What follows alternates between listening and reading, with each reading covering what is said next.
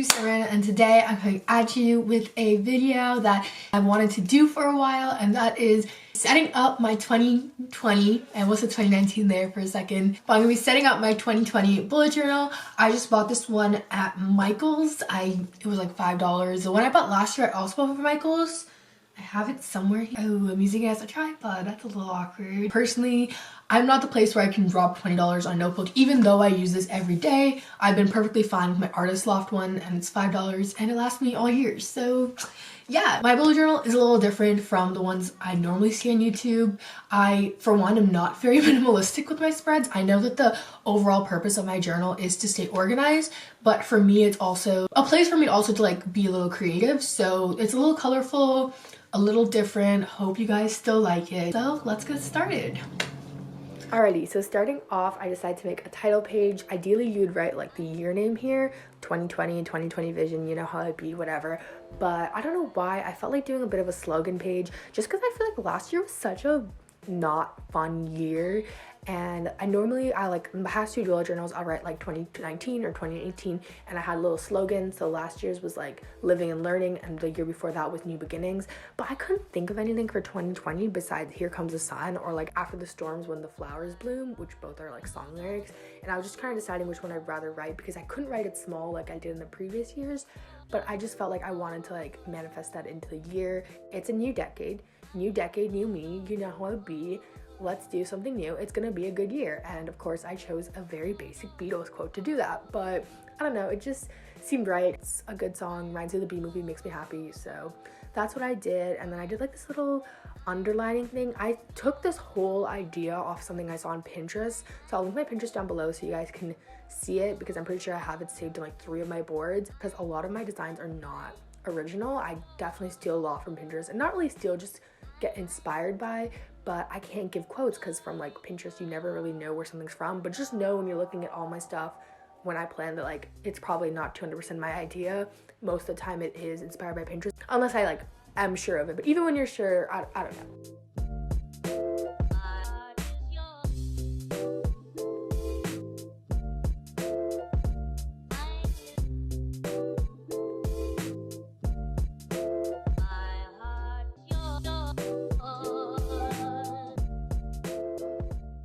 Going on to the next page, I just have my like dot grid guide or whatever, and I honestly don't use the lines in this that much. Last year I more just used like knowing how many dots were horizontal and vertical, which is why you'll see my lines are not completely straight, and I literally got roasted by them for my brother, which was really tragic. But I don't believe in rulers, so this is what we have to work with, you know, that's how it be. But these do definitely come in handy, and I love making this just because it like helps you split your future pages, because you can just go back to this page.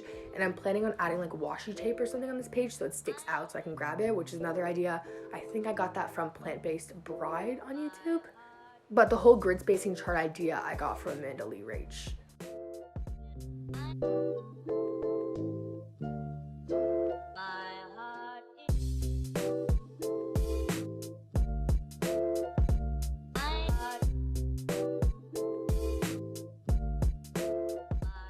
Next page is something I kind of did in December, which I really liked. I made a whole page in December dedicated to planning out Vlogmas, even though I still epically failed at it. I mean, are we surprised?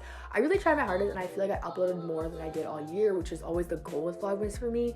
But I really liked how I was able to plan my videos, and I kind of got this idea from Haley Fam, where she kind of uses sticky notes to plan out her videos in a calendar. But for me, my calendar is more focused on academic stuff, because otherwise I'm just gonna get distracted by YouTube and never do any of my schoolwork. So instead, having a page where I can plan each video for a month, but like still not have it distract me, but still have it there in my everyday journal, because I used to have a separate notebook just for YouTube, which is nice and all, but I feel like I never reach for it, and that leads to not making as many videos because it's like all in a separate notebook, versus now I just grab a sticky note from there, put the video idea in, and I can literally plan months ahead my videos if I have an idea that's like very seasonal.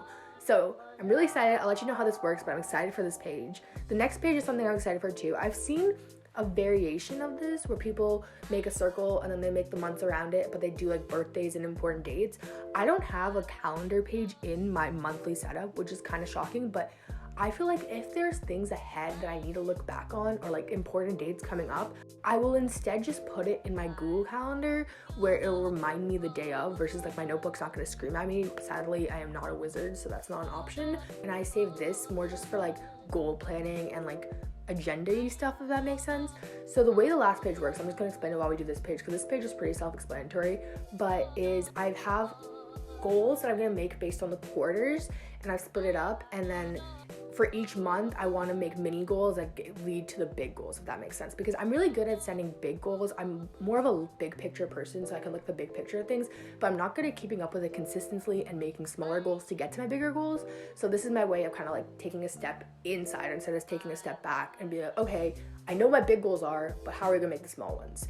So that's what that page was. And then these two pages with the little cutout and everything, I'm gonna make, I did this last year and I really liked it. I made like this year things I wanted to do, just like a very like random bucket list of things I want to do. Like last year I had things like go to SF on there, or like go on a road trip with my friends. So that's what the outside page is. And then when you open it to the inside page, that's been my reflection on last year. Like last year I think it was 18 things I learned in 2018. So this year I'm going to do 19 things I learned in 2019. And I want to put the inside because a lot of times I do let people like look through my bullet journal and I'm fine with it, but that's more of a personal page. So I'll probably put some washi tape on the inside just so it sticks down, so you don't like open my notebook randomly and see that, because that's kind of something I want to like do some personal reflections with, you know? And I also like did the same kind of squiggly color theme. I don't know what to call this. I guess it's kind of retro inspired, but it's really fun and I really like it.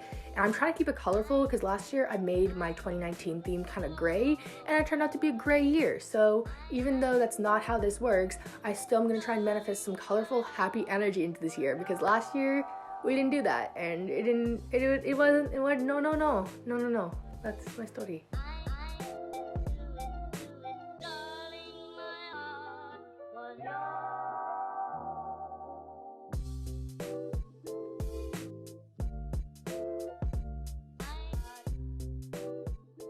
I then just colored in the 2020 on the side and then added some drop shadow type things with the dark gray midliner, and that's basically it.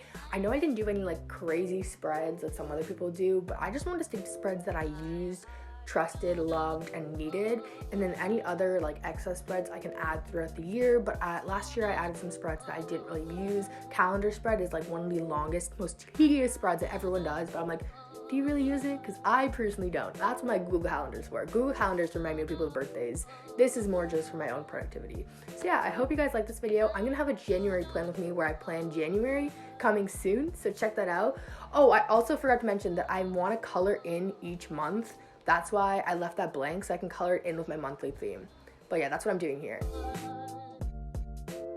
So yeah, I hope you guys like this video. If you do, give it a big thumbs up and subscribe. Let me know if you have any requests for future videos or any theme ideas from me. I'm always asking for theme ideas. I've already set up January, and that'll be in a video going up in the next couple days or week or so. I don't know. If you guys want to flip through my old bullet journal from last year or the year before that, because I've officially been bullet journaling for I think almost 2 years. It'll be 2 years in May this year. But yeah, hope you guys liked it. Bye!